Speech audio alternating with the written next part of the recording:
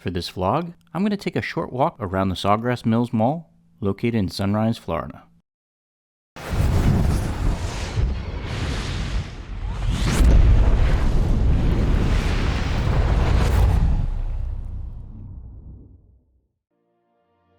I was born and raised in South Florida, so almost every time I go down there on vacation, I get nostalgic and try to reconnect with things from my childhood.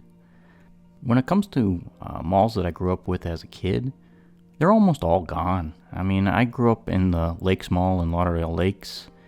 I really enjoyed walking the amazing 3-story fashion mall in Plantation.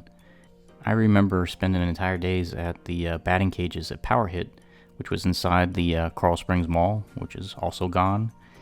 I remember fondly going to the toy department at the Sears, located at the Pompano Fashion Square, and that mall sort of still exists, but not really. It was built as an indoor mall, but they hacked and destroyed it, trying to turn it into an outdoor shopping center. And I mean, there's dead ends everywhere, and it's just a miserable layout, and such a half-assed job at doing some sort of conversion like that.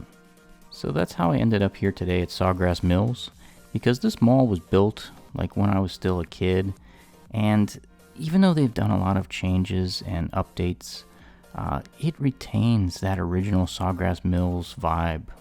Don't get me wrong, I mean, they've made a lot of changes over the years. I don't believe they had a movie theater when they first opened the mall, and that came later. And there was that designer district that they added on the south side of the mall that wasn't there as well. But when you walk the main corridors of this mall, it feels exactly like it did back in 1990 for me. It's really awesome, actually.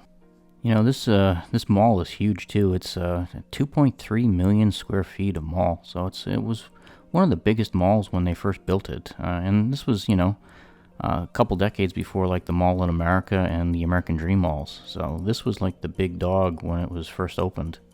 I have so many great memories of this particular mall growing up as a kid too. Like in the courtyard that was outside of the Brandsmart and where the Sears outlet used to be, they had the EGM Power Tour, which if you followed video games, EGM was a magazine.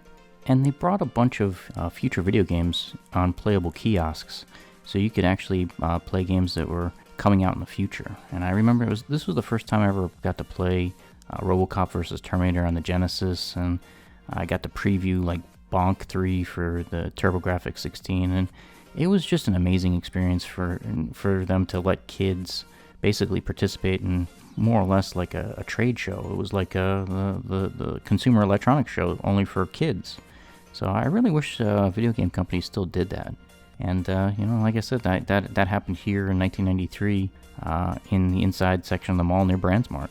Another amazing memory I have of coming to this mall as a kid is there was a store called Toy Liquidators, and I think they were affiliated with KB at the time, and they were liquidating refurbished Sega Master Systems, and that's how I bought my first game console. I came here to Toy Liquidators, and I got like the full game console with 2 game pads and Hang On and Safari Hunt and the Zapper gun, and that whole setup only cost me $29.99, and it took me about 6 weeks of allowance to save up for it, but it was totally worth it. So as I'm walking around now, I'm just happy to see that this mall seems to be doing well, and it's retained so much of its original character. Now, if you've ever walked around the American Dream up in New Jersey, you'll realize that like 80% of that mall is vacant. So you'll walk entire corridors, and it's just nothing but boarded up storefronts. This is clearly a smaller mall, but their occupancy is so much better, and it's just a much more pleasant shopping experience, at least for me. And that's even without the nostalgia. Well, that pretty much wraps up another vlog of the Adventure Schmuck. If you enjoyed this video, please consider liking and subscribing.